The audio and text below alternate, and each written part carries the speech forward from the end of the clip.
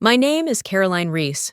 I'm 34 years old, and tonight, instead of getting ready for my brother's engagement dinner at the family restaurant I helped build from the ground up, I'm sitting on my couch, staring at a text from my mother that reads, "Rachel feels uncomfortable with you at dinner tonight. Tyler agrees it's better if you don't come." That was it. No apology, no explanation, just a gut punch wrapped in a polite dismissal. My brother's fiancée Rachel didn't want me there, and apparently that was reason enough for my family to uninvite me. The same family whose restaurant I had invested $310,000 of my own money into. The same brother who used to call me his second brain, his built-in safety net. The same parents who once said they'd never forget what I'd sacrificed for them. Before I can continue my story, take a moment to like the video and subscribe, but only if you genuinely enjoy what I do here. Drop your location and what time it is where you are in the comments. I love knowing who's tuning in and when. Now dim the lights, maybe turn on a fan for that soft background hum, and let's ease into tonight's journey together. Growing up in South Austin, we were the kind of family that people envied. My mom, Sandra, was the friendly waitress who remembered your birthday. My dad, Michael, always had a new story or tool to lend. And my little brother, Tyler. He was pure charisma from the moment he could talk. Meanwhile, I was the one who got straight A's, color-coded my notebooks, and managed the family calendar by the time I was 10. We presented as perfect as working class could be. No country club memberships or luxury vacations, but there was a kind of pride in how tightly we held things together. We were close. At least that's what I believed. Underneath, though, there were early signs. Little cracks in the foundation. Tyler was allowed to make messes that I had to clean up. When he forgot his homework, I forged the excuse note. When he wrecked Dad's truck at 16, I was the one who smoothed it over with the insurance agent. It wasn't favoritism, I told myself. It was balance. I was good at managing things, and he needed managing. That belief carried me into adulthood. When I got my MBA and landed a job at a top consulting firm in Houston, my parents were proud but never curious. They loved saying, "Our daughter's the one who solves problems," but they never asked what those problems were or what they cost me. Tyler, on the other hand, bounced between dreams: a tattoo artist, a food truck owner, a real estate agent. Every new failure was forgiven, every lost job reframed as a learning opportunity. And still, I never minded. I took comfort in being the reliable one, the backbone of the Reese family. I believed that one day that consistency would earn me not just respect, but permanence. A fixed place at the table, somewhere to land. Until tonight. Until that one-sentence text made it clear when push came to shove, I was never the one they were afraid to lose. I used to joke that I came out of the womb with a clipboard in one hand and a to-do list in the other. It wasn't far from the truth. From the moment I could walk, I was organizing, fixing, solving. I liked order, I liked rules, and I especially liked when things ran smoothly, because when they did, my parents smiled more. They slept better. They argued less. Tyler, on the other hand, floated through childhood like a helium balloon someone forgot to tie down. 4 years younger and always in motion, he had this innate way of making people love him without trying. Teachers, neighbors, girls at school, everyone adored him. And why wouldn't they? He had that boy-next-door charm, that messy-haired grin, the ability to turn a mistake into a funny story before anyone could get mad. I didn't resent him, not really. But I learned early that if he was the golden child, the one who could do no wrong, then I had to be the fixer. The one who kept the trains running on time. So I did. I handled our family's grocery budget when I was 12. I made my mom's appointment, reminders, helped my dad troubleshoot our sputtering air conditioner, and kept Tyler on track enough to graduate. "We don't know what we'd do without you," my dad would say, his tone affectionate, but also slightly expectant. Like my help wasn't just appreciated, it was required. When I turned 17 and got accepted to UT Austin's business school on a full scholarship, my parents threw me a backyard BBQ. I still remember Mom hugging me, whispering, "Don't forget where you came from, baby," as if ambition might lead me to abandon them, as if independence was a risk. That sentence stayed with me for years. College was where I finally got to breathe. I wasn't managing anyone else's chaos. I could focus. I thrived. I graduated early, went straight into an MBA program, and from there into a consultancy that valued sharp thinking and hard work, everything I'd spent my life perfecting. But the more I succeeded, the more distant my family seemed from that part of me. Tyler couldn't understand what I did. He'd make jokes about PowerPoint warriors and suits who never get their hands dirty. My parents always nodded along like my world was foreign now, too polished, too far removed from home. And so I kept showing up, driving back to Austin every other weekend, paying their property taxes without being asked. Proof maybe that I hadn't forgotten where I came from. Proof that I still belonged. It's funny how you can pour yourself into a role, be the glue, the anchor, the fixer, and still end up feeling like a background character. Like they're grateful for the help, but not afraid to carry on without you. That truth wouldn't fully land until years later. But it had been there all along, quietly growing roots beneath every birthday dinner I planned, every crisis I solved, every time I said yes when I should have said enough. At 30, I walked away from a secure 6-figure job and the corner office I'd worked 8 years to earn. My coworkers called me insane. My boss offered me a raise. Even my closest friends blinked in disbelief when I said the words, "I'm starting my own firm." But I knew it was time. I had been building other people's visions for a decade, designing growth plans, identifying cost leaks, running high-stakes pivots for Fortune 500 companies, only to watch mediocre executives take the credit. I wanted to create something of my own, something smart, agile, and uncompromising, a firm that didn't just talk strategy, but lived it. I named it Reese Strategies, not because I was attached to the family name, but because I was proud of what I'd built from it. The girl who learned to file taxes at 14 had grown into a woman who could sit across from CEOs and hold her own. The early days were intense. I worked out of a co-working space with bad lighting and worse coffee. I juggled clients, contractors, QuickBooks, and social media at all hours. But it paid off. Within 18 months, my firm had landed its first international client. By the end of year 2, we'd doubled our revenue. I moved into a clean, sun-drenched office in downtown Austin and bought myself a condo with floor-to-ceiling windows and the quiet I'd always craved. That Christmas, I handed my parents a binder labeled "Paid in Full." I'd paid off their mortgage. My mom sobbed. My dad whispered, "You really did it." And I felt something click into place, like I'd finally proven I was more than just useful.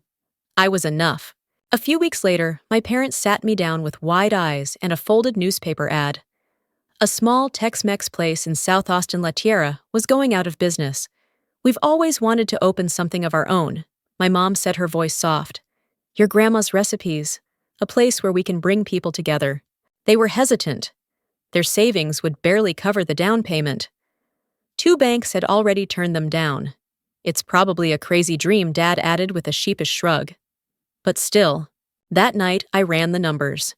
Not just the budget, but the risk matrix, the break-even forecast, the long-tail scenarios. And by morning, I knew what I was going to do. "I want to invest," I told them. "As a partner, not just a handout. This could work, and I want to be part of building it."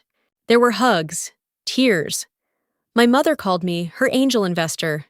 Dad said, "With you on board, we've already won." I believed them.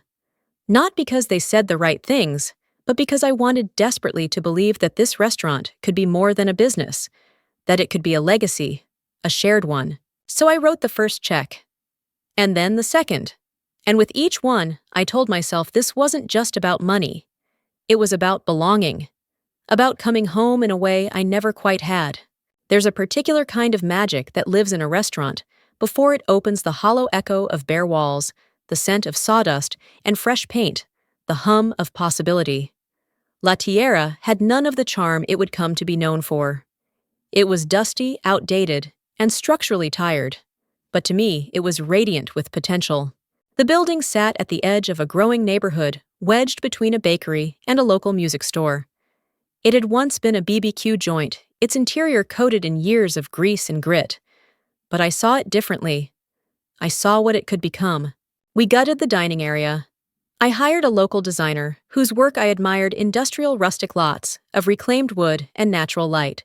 I oversaw the equipment installation myself, state-of-the-art ranges, under-counter refrigeration POS systems with inventory tracking, even acoustic tiles to soften noise during busy dinner hours. My dad joked that it was more high-tech than the airport. That's the point I told him. We're building something that lasts. The expenses piled up fast: $90,000 on renovation, another $120,000 on equipment and launch costs.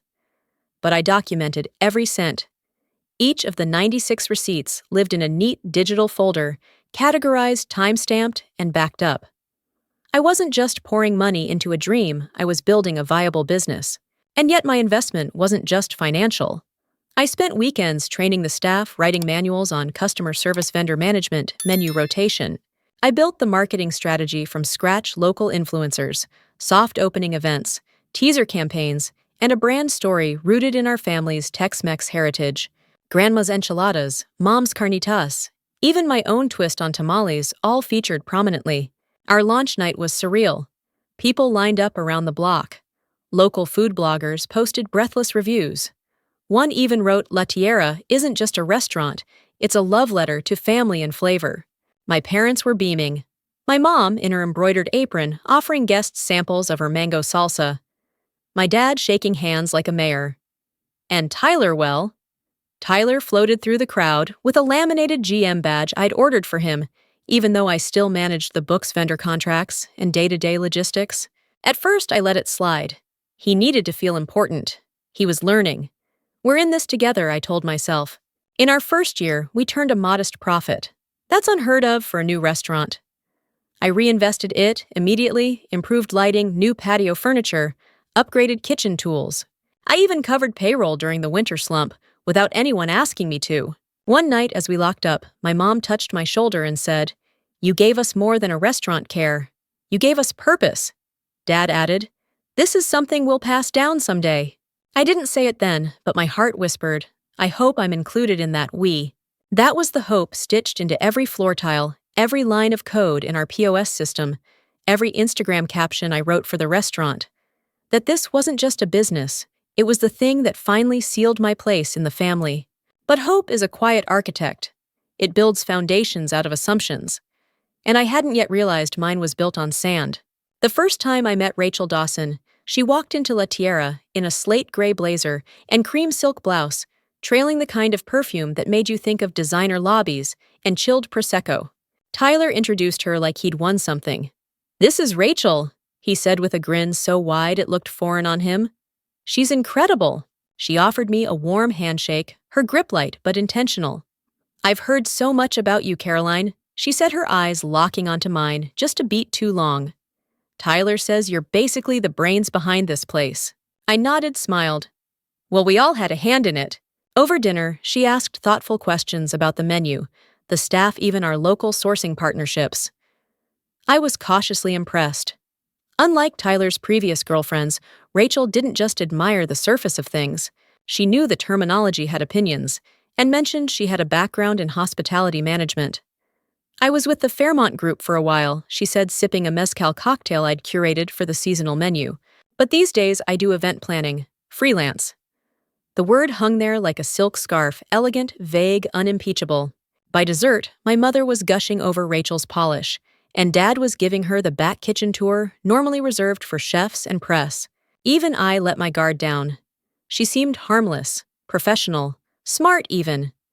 She complimented our training manuals and later emailed me a spreadsheet of potential local partnerships, small ideas, but valid ones. For a moment, I thought maybe Tyler had finally found someone who could match his shine and maybe anchor it. Rachel began showing up more regularly. Not just for dinners, but for meetings. "She's got a great eye for branding," Tyler said, when I raised a brow at her, sitting in on our Monday marketing check-in. "Besides, she's technically family now." It wasn't just meetings. She started making decisions. Small ones at first.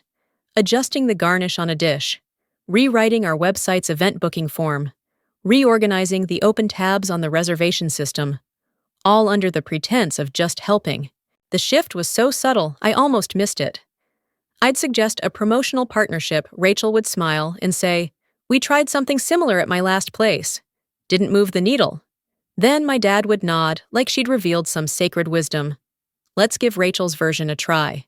To an outsider, it might have looked like harmless collaboration. But I knew better. I knew what it looked like when someone carefully replaced your fingerprints on your own creation. I knew how it felt when your family started deferring not to you, the architect, but to a well-dressed stranger who hadn't scrubbed grease off the baseboards or manually reconciled payroll during snowstorms. Still, I told myself it was temporary, a phase. I had no intention of micromanaging Tyler's love life, and maybe deep down, I didn't want to believe my place could be so easily rewritten.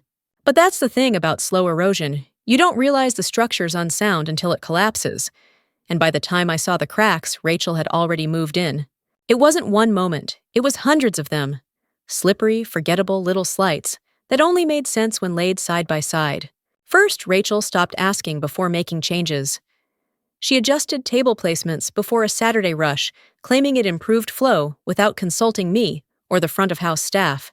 Then she modified our digital menu descriptions, swapping my carefully written copy for fluffier phrases and buzzwords that made our tacos sound like spa treatments. I opened the menu one afternoon and saw a whole new dish, Rachel's fire-roasted margarita wings. Not tested, not approved, but somehow printed. When I brought it up to Tyler, he shrugged. "It's good PR. Her friends love 'em." "She's not on payroll," I reminded him. "She doesn't need to be," he replied. "She's family." Family! The word landed like a fist. Rachel had known us for 6 months. I'd been investing in this business, in this family, for 3 years. But suddenly, she was the one whispering ideas in quiet corners, pitching menu themes, suggesting pricing changes without any grip on the margins. And worse, people started listening. My parents became hesitant around me. Not openly hostile, but vague. I'd ask about decisions that used to pass through me, vendor contracts, holiday campaigns, and I'd get half answers. "Oh, we forgot to loop you in," or "Rachel mentioned it, I thought you knew." It wasn't just professional. Sunday family dinners became inconsistent. I'd show up with a bottle of wine and find the lights off, no one home. Later, I'd see photos online, my parents, Tyler, Rachel, at some vineyard or brunch spot. No invitation, no mention. Just smiling faces framed by geotags and hashtags that felt like warnings. Even at Tierra, my presence was diluted. Staff started deferring to Rachel on questions they once brought to me. Rachel said we're switching vendors, one of the line cooks mentioned casually. Guess it's more organic or something. When I asked Rachel about it, she smiled, teeth gleaming. "Oh, I thought Tyler mentioned it." He hadn't. I found myself checking bank statements with rising panic. Small withdrawals under ambiguous codes. A recurring payment to a boutique event vendor I didn't recognize. I followed the trail and discovered Rachel had authorized several expenses through Tyler's Access PR Materials influencer deals, even a $3 $200 payment to a photographer who'd never delivered a single usable image. When I confronted my parents, my mother looked uncomfortable. "Rachel knows what she's doing," she said gently. "She's got taste." "She doesn't have equity," I reminded them. "But she has ideas," Dad cut in. "You've got to learn to loosen the reins a little." They weren't just listening to her, they were protecting her from me. That night, I lay awake in my apartment, the ceiling fan spinning quietly overhead, trying to make sense of what I had become. I used to be the heartbeat of the business, the one they trusted. Now I felt like an outsider, allowed to stay, but only if I kept my head down. Still, I didn't walk away. Because when you've built something brick by brick, you don't expect it to turn against you. You just think, if I stay long enough, maybe they'll remember whose hands laid the foundation. It was a Wednesday when Mom mentioned the dinner. Casually over coffee at the restaurant. "We're doing something small Sunday evening. Just close friends and family. Rachel's putting it together." She said it like an afterthought, as if I were already aware. As if I were already invited. I nodded. "Do you want me to bring anything?" She smiled. "Maybe your lemon bars. Rachel's obsessed with them." That Sunday I texted to confirm the time. No reply. By early afternoon, I was prepping in my kitchen, layering crusts and zesting lemons. I wore a navy wrap dress I hadn't put on in months. I even spritzed on the perfume Rachel once complimented some part of me, still trying to say, "See, I belong here." The message came at 4:03 p.m. "Rachel feels uncomfortable with you at dinner tonight. Tyler agrees it's better if you don't come." I stared at it for almost a full minute before the weight of the words registered. My hands went cold. I read it again. "Better if you don't come." I texted back, "This is a joke, right?" The reply came from Tyler. "Sam, please don't make this difficult. This is Rachel's night. You've been critical of her ideas lately, and she just wants to enjoy the evening. Don't take it personally." Personal, the dinner was being held at La Tierra, the restaurant I financed. The space I renovated, branded, managed, and made profitable. And I was uninvited, because someone who'd known our family for 8 months didn't like how I made her feel. There was one more message, from my father. "We love you, Care. Please try to understand. It's just one dinner. We'll celebrate with you later." I didn't reply. Not right away.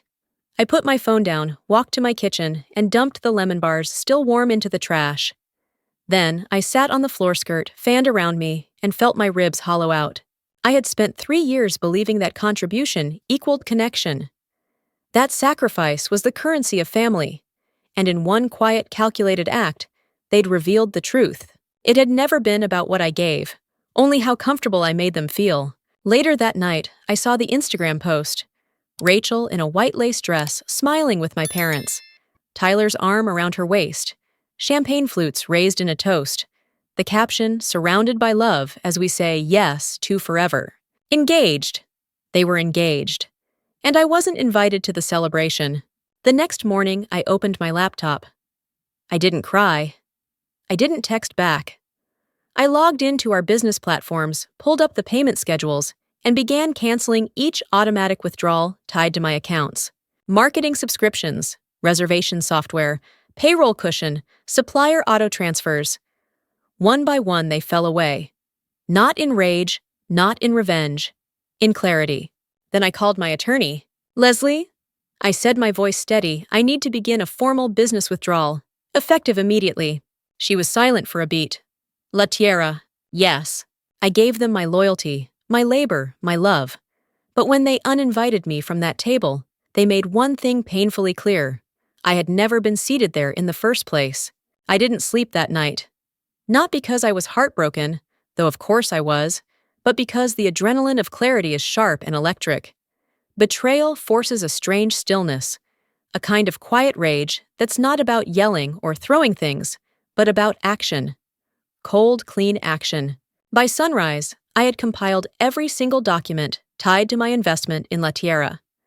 96 receipts, 11 supplier contracts, 7 sub-agreements, 2 pitch decks, and 1 unsigned family partnership memo. All of it backed up and archived in a private cloud folder shared only with my attorney. Then I did something I hadn't let myself consider until now. I deleted the copies from my personal drive. Click, gone. It wasn't about erasing the past. It was about severing the illusion. The illusion that keeping those files somehow kept me connected to something worth holding on to. By mid-morning, the consequences were already rippling. A panicked voicemail from my dad, Caroline, "The reservation system's offline. They're saying the payment bounced. Can you check?" An email from Rachel. "I hope you realize your reaction to being excluded from one dinner is making you look vindictive. Tyler is devastated. Your mother is heartbroken. Why punish everyone because of your feelings?" I didn't reply. Instead, I sent a notice to the restaurant staff I was stepping away from La Tierra permanently. If they needed references or support finding new jobs, I'd help. But I was no longer affiliated with the business. Then I blocked Tyler's number. My mother's, my father's, Rachel's, 4 straight entries. My phone was suddenly silent. Not peaceful, just empty. Later that evening, Leslie emailed the first draft of the dissolution agreement. It was clear, direct, and legal in all the ways my initial involvement hadn't been. "They never signed the original contract," she reminded me, "but your documentation is pristine. You have grounds to demand full repayment." I didn't hesitate. I want a structured settlement, not to ruin them, but to make sure they feel it, enough to understand what was lost. We settled on $230,000 to be repaid over 5 years. Reasonable. Merciful, even considering I'd poured over $310,000 into La Tierra. Leslie sent it to their attorney the next morning. Their response came 48 hours later. "We can't pay this. You said it was an investment, not a loan. This is family. Family doesn't do this." To which I said calmly, "Family doesn't uninvite you to your brother's engagement dinner because his fiancée finds you inconvenient." In one final act of uneasy mercy, I authorized a one-time payment to restore the reservation system and vendor access. The note I included was simple. This is for the staff, not for you. I won't let them suffer because you wanted to erase me. After that, I washed my hands of it.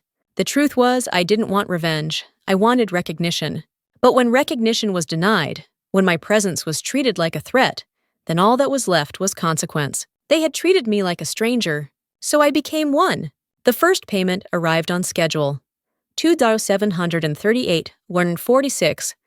Direct deposit from an account listed under La Tierra Holdings. No note, no acknowledgement, just numbers. But it meant the agreement had been accepted, which was all I needed. For a while, the silence held. I focused on work. My consulting firm thrived with my full attention. I signed 2 new corporate clients, hired another associate, and began speaking at local business panels again. I reclaimed my weekends, no more emergency supplier calls or staff scheduling drama. I even started sleeping through the night. Then came the email. It was from my mother, sent at 2:11 a.m. The subject line, "I need to say this." I almost deleted it unread. But something in me, maybe curiosity, maybe compassion, clicked it open. Caroline. I realize now that saying Rachel didn't feel comfortable was not just hurtful. It revealed how badly we failed as parents. We let someone who barely knew us convince us that keeping the peace was more important than protecting the people who built us up. I don't know how to undo that. I don't expect forgiveness. I just want you to know I see it now. I see you now, Mom. No manipulation, no guilt, just regret. The kind that costs something. I sat with that message for a long time. It didn't heal me, but it cracked something, a fissure wide enough to let light through. 3 days later, I got another message, this one from Tyler. Rachel's gone. She left 2 weeks after the payment issues started. She said she wasn't signing up for a sinking ship. You were right. I'm sorry it took me so long to see it. I think I wanted her to believe in me the way you used to. I didn't respond. Not yet. Because I still didn't know what to say to the boy who watched me be erased from our family and said nothing. Leslie forwarded an update from their legal team. They had accepted the payment terms, but requested to defer 1 month to stabilize. I approved it with one condition: they had to enroll in a financial counseling program, effective immediately. Consequences weren't cruelty, they were education. I also heard from Antonio, our original head chef. He'd left La Tierra shortly after I pulled out. The magic left when you did, he said during our lunch at a new spot downtown. They're trying, but it's different. Smaller, quieter. Guests still ask about you. That hit harder than I expected. Guests remembered, staff remembered. It was only the family who had chosen to forget. Still, I felt the axis shifting, slowly. Not toward a reunion, not toward some romantic reconciliation, but toward honesty. So I did something I never thought I would do. I proposed a family therapy session, 1 hour, with a licensed mediator. No expectations, just a chance to say the unsaid. The response came within hours. My father, my mother, Tyler, all said yes. Sometimes when the silence stretches long enough, the smallest flicker feels like a wildfire. I didn't know what would come next. But for the first time in a year, I wasn't preparing for war. I was preparing for truth. The family therapy session was scheduled for a Tuesday afternoon. Neutral location, a clean beige office with filtered light and 2 boxes of tissues already open on the coffee table. I arrived 10 minutes early. It felt like walking into court, only no one was on trial. We were all just witnesses to something we'd each helped unravel. Tyler arrived next. He looked older, not aged, just smaller. Like someone who'd finally had to carry weight without knowing how. Then my parents. My mother's eyes were red. My father's jacket still had the dry cleaner's tag on it, like he'd tried too hard to appear composed. The therapist, Dr. Harlan, asked for one thing: honesty without interruption. I went first. I told them what it felt like to be erased slowly. To watch my expertise turned into noise. To see my name removed from things I built. I didn't sugarcoat it. I didn't scream, but I did say the words no one had wanted to face. I invested in La Tierra to build something together. You let someone else convince you I didn't belong there. My mother cried. My father nodded. Tyler stared at his shoes. Dr. Harlan turned to them. Is there anything you'd like to respond to? My dad's voice cracked. I thought, God, I don't know. I thought we were finally doing something right with Tyler. That maybe Rachel was what he needed. And I didn't want to mess it up. Tyler spoke next, barely a whisper. She said you made everything about control, that you didn't trust me to lead. He looked at me then. I didn't realize she was the one pulling the strings. I just wanted to matter. We didn't leave that room healed, but we left with the door open. In the weeks that followed, we attended more sessions, talked about our roles, our fears. My mother admitted she had always felt that my independence meant she might lose me, that she'd let Rachel fill a void because she wanted a daughter who stayed close. I never needed you to be like me, I told her. I just needed you to see me. Eventually, I said yes to a Sunday dinner. Not at La Tierra, but at my parents' house. Simple food, cautious laughter, no Rachel. It wasn't perfect, but it was something. Months later, I returned to the restaurant. Just once. As a customer. I asked for a table in the back by the kitchen, where the light was warm and the noise was soft. The new hostess didn't recognize me. That felt appropriate. I ordered the enchiladas, my grandmother's recipe still on the menu. They tasted like forgiveness. The staff had changed. The decor was a little cheaper. But the soul was intact, maybe different, maybe weathered, but still there. My father came out from the back. He didn't say anything at first. Just sat with me. Then gently, I hope it's okay that we kept your handwriting on the chalkboard menu. It was. Some stories don't end with applause or a picture-perfect bow. Some just quiet down enough for you to breathe again. Sometimes the hardest truth is realizing that your place in a family can be conditional, that even love when left unchecked can be transactional. I learned that no matter how much you give money, time, heart, your worth shouldn't depend on how easily you make others comfortable. Have you ever had to walk away from something you built because staying meant losing yourself? I'd love to hear your story in the comments. If this narrative stirred something in you, take a moment to like the video and subscribe. It helps others find these stories, and it means the world to me. Share this with someone who might be questioning their own value inside a family or workplace. And remember, you are not hard to love. You are just harder to manipulate. And you never have to earn your seat at a table you helped build.